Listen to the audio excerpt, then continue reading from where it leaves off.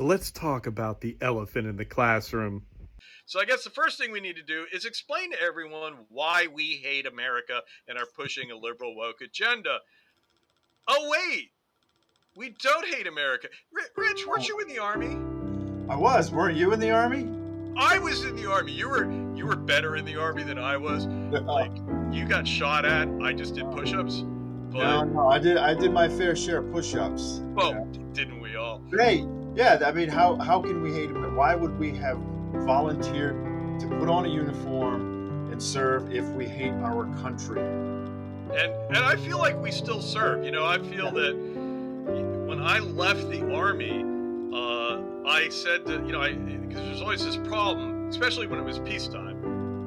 Why are you leaving? Why aren't you staying in? Lack of commitment. And I said, well, I'm going to be a professor. I'm going to teach people. So I've always felt like I'm serving the country.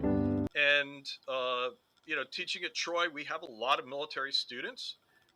And Troy is in Alabama. And oh, by the way, notice the disclaimer. Right? Troy has nothing to do with this. This is my podcast. Blame me, not Rich, not Troy. My opinions, not yours. But so, Rich, where did you go to school? First of all, let's give some bona fides here. Where'd you get your PhD? I finished my PhD at the University of Notre Dame. Not exactly known for being a liberal stronghold on higher education. Well, it is kind of a Yankee school, though. Yeah, that gets me in trouble sometimes. I Uh, got mine at University of Rochester, so that's Yankee as the day is long. yeah, you're further north, man. And you were in the Army when? So I was on active duty from 95 till the middle of 97, and then I joined the Louisiana National Guard, and I was in the Guard while I was finishing my undergraduate work at Louisiana State University. I was in the Guard till 2000, and then I was in active reserves until about, I think 2005, fall of 2005. It was my first semester of grad school at Notre Dame when I received my discharge papers in the mail. When I finished my dissertation in 2011, I started training to do field research as an Army civilian. So I spent um, 7 months, I believe, in Afghanistan in 2012 doing field research um, for the Army. I went to graduate school. I got out of the Army, went to graduate school. I was there for the first Gulf War. I was actually in a National Guard unit. And the day Saddam Hussein invaded Kuwait was when we started our annual training down here. I live in Fayetteville. You're at Troy in Alabama. I'm at Fayetteville because I was hired by Troy to teach at Fort Bragg Yeah. in the John F. Kennedy Special Warfare Center and School. We did that for 6 years under contract, and I've been teaching online here in Fayetteville since, now Fort Liberty. Let's get serious about the elephant in the room. Yeah. Where there is this very deep suspicion about college professors and about the institution, about the academy, we would say. Um, Perhaps grounded in the fact that, let's be honest, students go into college, they come out thinking very differently, Yeah. and they vote very differently. How do you feel we deal with teaching politics? Because our problem is we actually have to teach politics. We're Yeah. not teaching, biology. Or how do we deal with it? How good a job do you think we do dealing with being respectful of our students? Well, how good of a job we do, I think, is we do. You know, I've observed myself in class. You know, I do record myself at times to critique myself. I've observed my peers. You know, as part of my job is administrative duty. So I've observed, and I think we do fairly well. But also from the student's perspective, I'm hearing, we're doing what we want to do. I mean, from the student's perspective, at least looking in at the quality of student we produce based on their ability to perform in law school mainly is, I think we're doing quite well at teaching our students to think critically, right? Because that is essentially what we're doing. And I'm not saying that doesn't happen in other colleges, or it doesn't happen at Troy University, or it doesn't happen in other disciplines, right? We are transmitting the body of knowledge that we have about politics to our students, but we're also teaching our students how to learn about politics.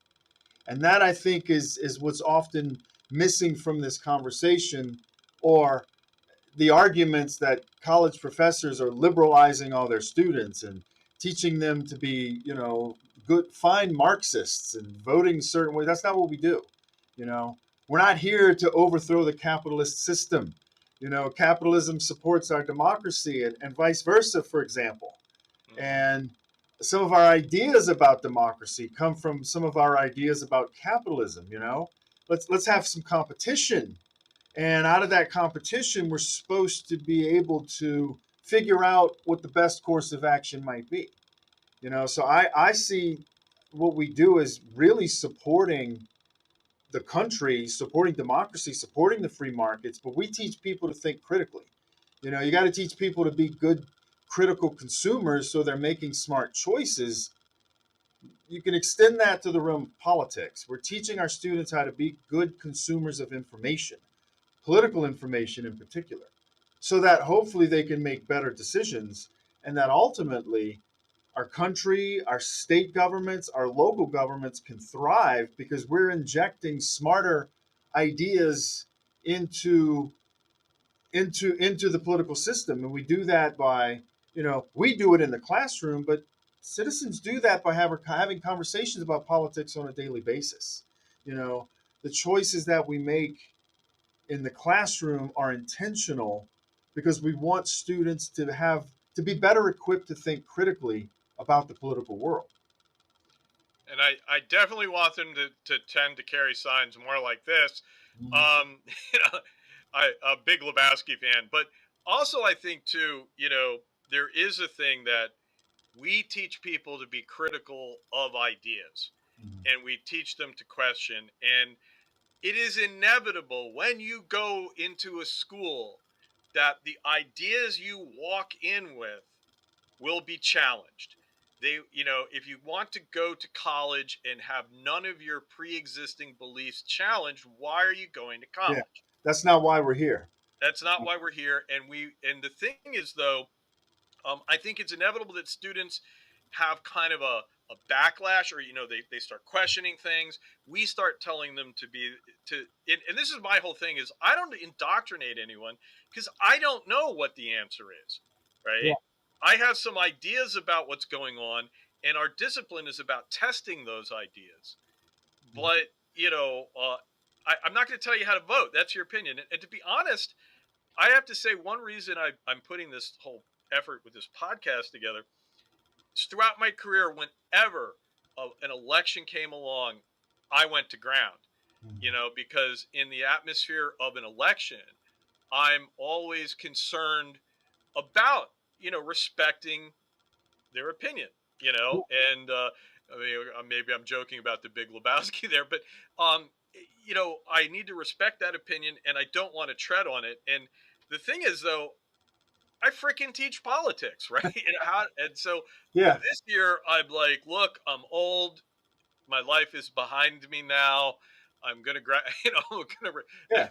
I'm Well, gonna retire soon, and I'm like, honestly, I feel like I need to try something different. So, with that in mind, that's what we're about. That's what the elephant in the room is.